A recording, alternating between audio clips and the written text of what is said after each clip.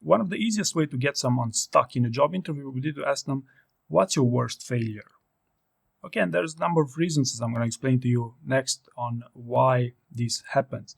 The first scenario is that some people simply don't have an answer to this interview question. You know, it's a failure story, it's even dramatized, what's your worst failure, and they block and they say, hey, sorry, I don't have any answer for this. Next question, you know. Of course, you know, it's not great to do this, but as you'll see next, it's not the worst possible scenario to answer this.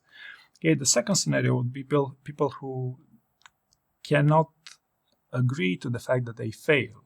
They would always answer something like, I never fail, but I only learn from my failures, right? And would simply duck the question, would never answer it, right? The third scenario is, what's your worst failure?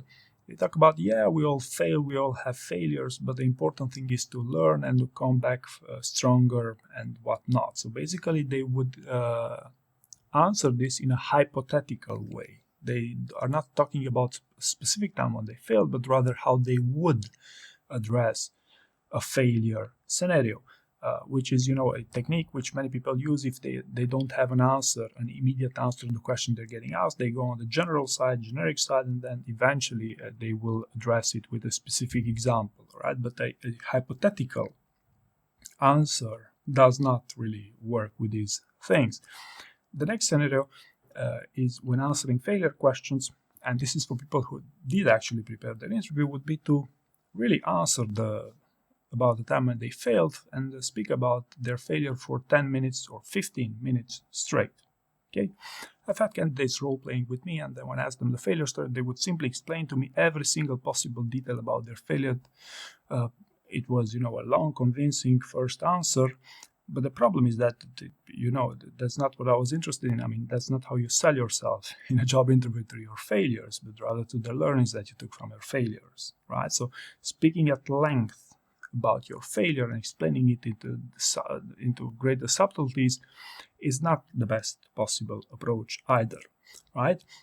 Another example of this, because really I could literally write a book about these things, is someone who talks about a recent failure when they got fired from their previous role, and the best learning, you know, they came to this new interview. So the problem with these things is not you're not talking about failure, not that you don't have learning, but rather it's too recent. So there are interviewers who will, especially interviewers who are a bit skeptical of taking risk with certain candidates. The more recent the failure, the more danger you have on the line here. Unless, of course, you know what you're doing, unless you're really good with interviewing. But generally speaking, don't take a failure that's going to shoot yourself in the foot. Okay, you know what I mean, I hope.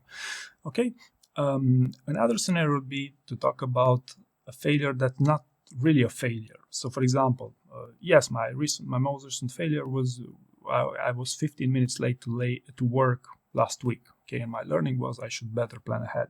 Okay, so these are not real failures. It is not significant. It doesn't really matter, these things. Okay, and the last scenario people shoot themselves in the foot in a terrible, terrible way would be to talk about a failure that was not their fault. You know, so for example, a developer talks about the time when they had a critical failure in their software, but it was their colleague's fault. Okay, it was not my fault. You know, this colleague, you know, who did this. So obviously, you know, this is not the way you'd want to go around answering failure stories. Now, how would you go around answering failure stories, failure questions? Well, first and foremost, I would encourage you to prepare at least 3 of them. And the absolute best way to sell yourself from a best story, I believe you know by now, it's through its learnings. Okay, the better the learnings, the better the failure story. But not only that, I would even encourage you to think, what's the best learning? What's the most memorable learning you got from your professional career? And with that learning in mind, I'm sure there has been a failure or shortcoming preceding it. Okay, there has been a challenge at least. And if you can turn that story, you know, to talk about the failure and emphasize on that memorable learning from which you grew, that really was significant for you, that's, I believe, the best combination when you have the best possible answers here. Furthermore, it's super common in job interviews that you don't understand the question you're getting asked. So what's your worst failure is the same thing. Tell me about the time when you failed. Okay, which is the same thing as if I would ask you, what's the best failure story which you prepared for the job interview? That's why I said you should prepare 3 at least. Okay, so read between the lines of the questions, because it's also a super good investment of your time. The other thing, tell me about time when you failed, it's a behavioral question. With the STAR format, yes, that's fine. However, I would even encourage you, if you remember the example when I said that some people would talk about their failures for 10 minutes straight and forget the learnings, well, keep the proportions 50% on the actual failure at most, then the other 50% on the learnings. And what I observed here with people is that people prepare their failures and then they just throw in 1 or 2 sentences of learnings, something that's usually obvious. In my experience, that's a lot to benefit from if you spend time to dive a little deeper to find more interesting learnings from that experience, or ideally take it backwards. I just said take the most interesting learning that you had from your career and start from there with the best failure story you have. But if you start with the failure first, then allocate at least the same amount of time you spent on brainstorming for the failure and writing the failure for the learnings part, because that's how you sell yourself in job interviews.